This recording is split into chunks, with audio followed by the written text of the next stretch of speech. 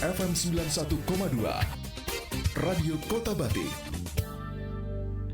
Oke, masih dilanjut kebersamaan kita di Halo Kota Batik di menit yang ke-42, tinggalkan pukul 19 waktu Radio Kota Batik.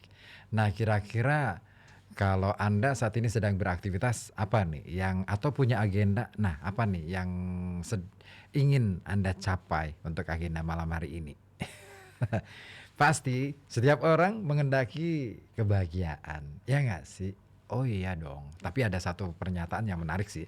Pernah saya dengar dari salah seorang dosen di Nottingham, dan beliau adalah seorang warga negara Indonesia juga ya. Namanya Bagus Mulyadi. Dia mengatakan bahwa hidup itu bukan untuk mencari bahagia, tetapi hidup itu adalah untuk memberi makna. Sangat kasihan, sangat begitu istilahnya menyedihkan betul kalau hidup itu untuk menemukan kebahagiaan. Karena kebahagiaan itu kapanpun, dimanapun, itu adalah kebahagiaan dalam keadaan apapun. Nah, kebahagiaan berkaitan erat dengan yang namanya penerimaan. Makanya ini nih, satu hal yang menjadikan kita bisa bahagia itu, saya ingin menunjukkan kepada Anda apa sih tanda-tanda orang bahagia karena kebiasaan hidup minimalis. Nah, ada beberapa ya yang bisa menjadi tanda-tandanya. Dan memang hidup di era serba cepat itu kita seringkali dibuat merasa terjebak dalam pusaran tuntutan yang tiada habisnya. Ya enggak sih? Kayaknya iya banget deh. Apalagi di media sosial ya. Kita berusaha untuk mencapai apa yang orang lain capai. Nggak gitu deh konsepnya. Nah, keinginan untuk memiliki lebih, mencapai lebih, menjadi lebih ya, bisa berubah menjadi tekanan yang sangat melelahkan. Tapi di tengah hiruk pikuk itu ada nih sekelompok orang yang justru menemukan kebahagiaan dengan cara yang berbeda. Apa itu? Menjalani hidup yang minimalis. Nah, bukan sekadar mengurangi barang, tetapi juga lebih pada menyederhanakan hidup agar lebih selaras dengan kebutuhan dan kebahagiaan sejati. Mereka ini bukan orang yang mengasingkan diri dari dunia, tetapi mereka itu justru menikmati momen-momen dengan kesadaran penuh. Lah, kira-kira apa saja sih tanda-tandanya? Nah, ini dia. Oke, catat ya. Atau Anda pingin kira-kira Anda di tanda yang mana nih? Tandai diri Anda sendiri ya. Ya, yang mau komentar boleh di WA, boleh di 0855420912 ataupun telepon di 0285424474 ya. Sangat dibolehkan. Nah, tanda yang pertama adalah bersyukur atas hal-hal yang kecil. Wah, kayaknya ini sangat-sangat minimalis banget ya. Ya, karena orang yang bahagia cenderung memiliki sikap bersyukur yang mendalam. Mereka ini menghargai setiap momen, baik itu momen kecil, terutama yang kecil-kecil ya, dalam hidupnya. Seperti misalnya secangkir teh di pagi hari, secangkir kopi di malam hari ya, atau misalkan bisa tidur pulas, bangun begitu bangun rasanya enteng banget ya tubuh. Atau juga menikmati senyuman orang yang kita cintai. Wah, istimewa banget. Ya, dengan hidup minimalis ini kawan ya, mereka ini tidak terjebak dalam keinginan untuk selalu memiliki atau untuk selalu lebih dari yang lain. Tapi mereka itu fokus pada apa yang sudah ada. Apa yang ada disyukuri, apa yang ada dioptimalkan fungsinya, apa yang ada di sekitar kita manfaatkan sebaik-baik mungkin. Bisa jadi kita ini pengen mencapai sesuatu yang lain, tapi kita nggak sadar bahwa kita itu mencampakkan yang ada di sekitar kita. Walhasil apa yang sudah kita miliki, apa yang sudah terkumpul di dalam diri kita atau di sekitar kita sia-sia semuanya, akhirnya menjadi sampah. Ya enggak tuh. Nah, makanya kebiasaan ini akan membuat Anda ya merasa cukup dan bahagia dengan keadaan apapun yang Anda alami saat ini. Ya, kesadaran akan hal-hal kecil ini bisa membantu Anda untuk lebih menghargai hidup. Anda tidak perlu membiarkan diri terjebak dalam perbandingan dengan orang lain, adu nasib, atau misalkan nyekrol-nyekrol status orang gitu ya. Sambil membaca diri. Wah, ini kayaknya sudah kenapa ya kawanku udah seperti itu, aku kok belum. Nggak perlu iri kayak gitu. Ya. Karena kita tahu bahwa kebahagiaan sejati itu datang dari dalam diri, inner ya.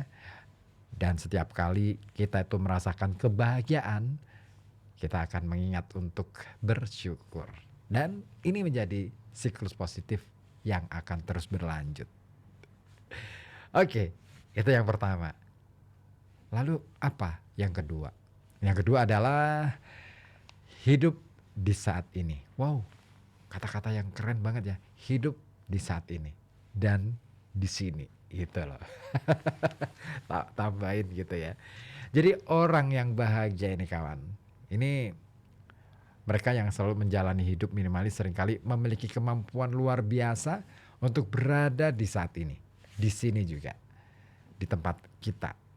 Dan mereka tidak terjebak dalam penyesalan tentang masa lalu atau kecemasan tentang masa depan. Ya, masa lalu kadang-kala membuat kita itu kecewa. Masa depan membuat kita itu cemas, khawatir. No. Kedua-duanya sama-sama sia-sia. Jadi nggak perlu berpikir tentang overthinking ya, tentang masa depan ataupun terlalu bucin atau terlalu apa ya istilahnya, nggak banget lah pokoknya dengan masa lalu. Masa lalu sudah berlalu, ya biarin aja. Ya, kita cukup mengingat sesekali sebatas untuk memberi pelajaran, membuat kita itu belajar tentang pentingnya mensyukuri apa yang kita alami saat ini. Dan jangan lupa bahwa masa depan itu bukan soal besok, bukan soal 10 tahun lagi, 20 tahun lagi, 50 tahun lagi, atau 100 tahun lagi. Tetapi masa depan adalah hari ini dan saat ini juga. Maka tentukan langkah terbaik untuk Anda, tentukan cara bahagia terbaik untuk Anda di saat ini juga. Ya, niscaya kebahagiaan akan selamanya menyertai Anda. Ya nggak sih? So, dengan fokus pada momen sekarang, kita bisa menikmati setiap detik yang berlalu. Ya, ingat, setiap detik itu punya arti. Setiap tarikan nafas kita selalu memberi makna. Dan setiap langkah yang kita ambil dalam kehidupan kita itu memberi sebuah dorongan untuk menjadi lebih baik. Hal ini akan membantu kita ya untuk mengurangi stres, kecemasan yang seringkali muncul akibat terlalu banyak memikirkan hal-hal yang tidak bisa dikontrol. Ingat ya, hidup kita itu, kita tidak bisa mengontrol hidup kita, tetapi paling tidak kita bisa mengelola apa yang ada di dalam diri kita, apa yang ada di sekitar kita. Kita bisa saja ketemu dengan sesuatu yang tiba-tiba tanpa kita sadari terus kemudian mengejutkan kita. Ya, namanya surprise. Segala sesuatu yang ada di dalam kehidupan itu sebenarnya surprise melulu. Selalu ada surprise. Soal baik buruk, bagaimana kita mengambil kesan, mengambil pelajaran dari itu semua. So, kita perlu yang namanya mempraktikkan mindfulness. Ini menjadi bagian hidup kita ya. Dengan berlatih kesadaran, kita bisa merasakan kebahagiaan dalam setiap aktivitas kita, setiap waktu. Mulai dari berjalan-jalan di taman, sampai menikmati makanan sederhana. Ya, kebiasaan ini akan mengajarkan kita bahwa hidup tidak selalu harus rumit. Dan kebahagiaan bisa ditemukan dalam hal-hal yang biasa. Ya, sangat sederhana. Gimana? Sudah mulai mencoba? Yuk temukan momentum yang paling kecil, yang paling sederhana, yang paling bisa Anda nikmati betul. Tapi ada satu momen yang sering kali kita lupa. Apa itu? Bernafas. Itu momentum yang sangat kecil dan sering kali kita abaikan. Sekali tarikan nafas sangat berarti untuk kita. Ya nggak sih? Yuk kita coba untuk memaknai bagaimana kita bisa mensyukuri nafas kita. Wow. Kemudian what's next? Apalagi? Ini dia, yang ketiga adalah menerima diri sendiri. Wow. Orang bahagia yang menjalani hidup minimalis biasanya memiliki kemampuan untuk menerima diri sendiri apa adanya. Nggak dipoles-poles, nggak merasa bahwa saya harus begini untuk mencapai itu dan lain sebagainya. Mereka tidak perlu merasa untuk memenuhi standar yang ditetapkan oleh orang lain, oleh masyarakat, oleh netizen, oleh media sosial. No, no, no, no. Anda boleh saja bermain di media sosial. Bahkan yang pro itu ya. Tapi jangan terkungkung oleh itu. Capek tahu. Iya, kalau misalkan bikin konten, bikin aja. Nggak harus mencapai berapa poin, kemudian harus mencapai target supaya monetasi dan lain sebagainya. Saya bermain di media sosial, ya main aja. Ya, dan mereka yang mengakui bahwa setiap orang memiliki kelebihan dan kekurangan, dan itu adalah bagian dari menjadi manusia, itu adalah hal yang sangat membahagiakan. Nah, dengan menerima diri sendiri, sebenarnya siapapun kita ya, Anda, saya, siapa lagi? Mereka, dia gitu ya. Bisa menjalani hidup dengan lebih ringan dan bahagia. So, rasa percaya diri ini juga bisa membantu kita lebih terbuka terhadap pengalaman baru. Tidak ada ruginya ya, kita coba terbuka.